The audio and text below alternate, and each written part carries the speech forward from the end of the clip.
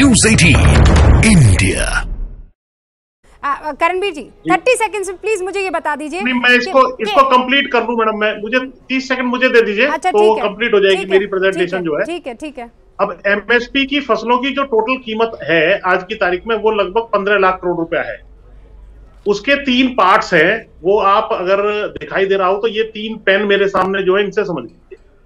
1/3 हिस्सा, क्योंकि आधी आबादी गांव में बसती है, किसान बहुत बड़ी 60-70 करोड़ जो है किसान परिवार के सदस्य हैं। हाँ। तो वो आधी आबादी जो है 1/3 फसल को कंज्यूम कर लेती है खुद या पशु आहार के रूप में, गांव में एक्सचेंज हो जाती है।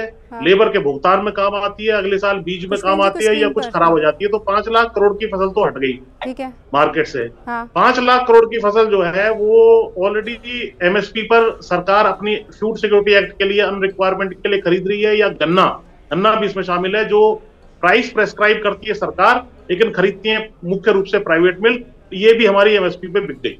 अब ये 5 लाख करोड़ की फसल बची है, इसमें 2 हिस्से हैं। ये ऊपर वाला हिस्सा देख रहे हैं आप, और ये नीचे वाला। तो टोटल ये है 5 लाख करोड़। लेकिन प्राइवेट सेक्टर भी, मैं ये नहीं कहता फ्री में इसको खरीदता है, वो लगभग 25-30% इसको डाउन ऑन एन एवरेज खरीदता है। हाँ। कभी कभी ऊपर भी खरीदता है, कभी नीचे खरीदता है, लेकिन ऑन एन एवरेज हमने जो स्टडी की है 25-30% नीचे खरीदता है। हम केवल ये कह रहे हैं कि ये प्राइवेट सेक्टर भी इसको ये रेट में ना खरीद करके पूरे इस रेट में हमें हमारा जो माल है वो पूरे रेट में बिक जाए। केवल इतनी सी मांग है, इससे कोई बोझ सरकार के ऊपर नहीं आएगा। एक कैप लगाने की बात है, वो कैप लगा दीजिए कि उससे नीचे कोई नहीं खरीदेगा। क्या ये संभव है कि नहीं है? दिलीप जी, मैं यही सवाल आपसे भी पूछूंगी, लेकिन पहले 30 सेकंड में कृष्णबीर जी। देखिए रूबिका जी, मैंने आपसे कहा है उसके लिए व्यवस्थाओं में बदलाव का जो इनाम मंडी क्यों बनाई है, ये पता लग जाए कि पूरे देश में क्या भाव है। इसके लिए किसानों को बाजार में खड़ा करने की जरूरत है। सरकार उसी योजना पे काम करिए। मेरे मित्रों को ये समझना होगा कि जब तक आप किसानों को बाजार में नहीं खड़ा होने देंगे, बाजार में नहीं खड़ा करेंगे, उनका शोषण नहीं रुकेगा। इस बात को समझना है। और रही बात कैप लगाने की, तो कैप लगाने के लिए दूसरी व्यवस्थाएं करनी पड़ेंगी। एमएसपी कानूनी रूप में आप नहीं थोप सकते बाजार के ऊपर, आपको और रास्ता निकालना पड़ेगा। कोई और रास्ता निकालना है, कानून नहीं बन सकता है।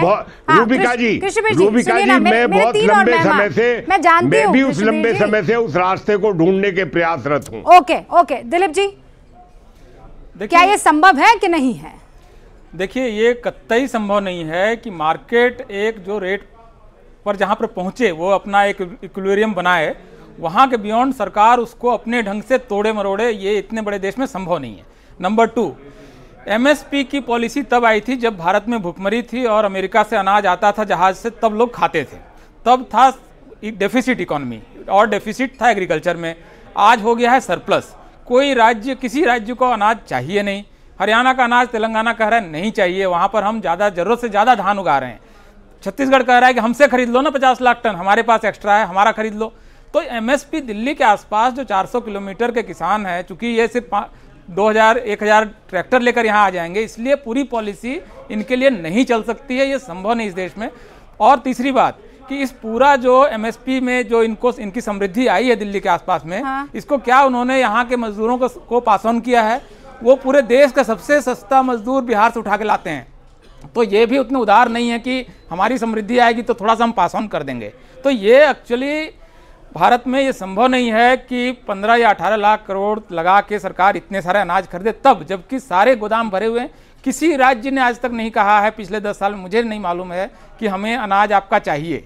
तो ज़बरदस्ती आप अगर पूरी इकोनॉमिक सिस्टम को पीक करेंगे, तोड़ेंगे मरोड़ेंगे, तो इसका नतीजा ये हो रहा है कि आपको चाहिए इस देश में तिलहन, चाहिए दलहन, उगा रहे हैं धान, और वो भी उगा रहे हैं हरियाणा और पंजाब में जहाँ पर वाटर टेबल नीचे जा रहा है, क्योंकि आपको बिजली सस्ती या मुफ्त में मिल रही है, पानी आपको निकालना नहीं है, और सरकार आपको खरीद भी लेगी। तो इनपुट पे भी सब्सिडी, आउटपुट पे भी सब्सिडी।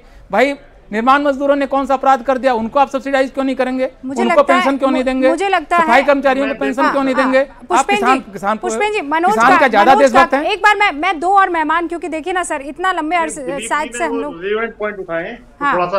मैं पूरा मौका दूंगी सर, लेकिन बस एक ओपनिंग रिमार्क मैं दोनों अपने रोहित अग्रवाल, मनोज काका से ले लेना चाहती हूँ, क्योंकि वो भी बड़ा इंतजार कर रहे हैं।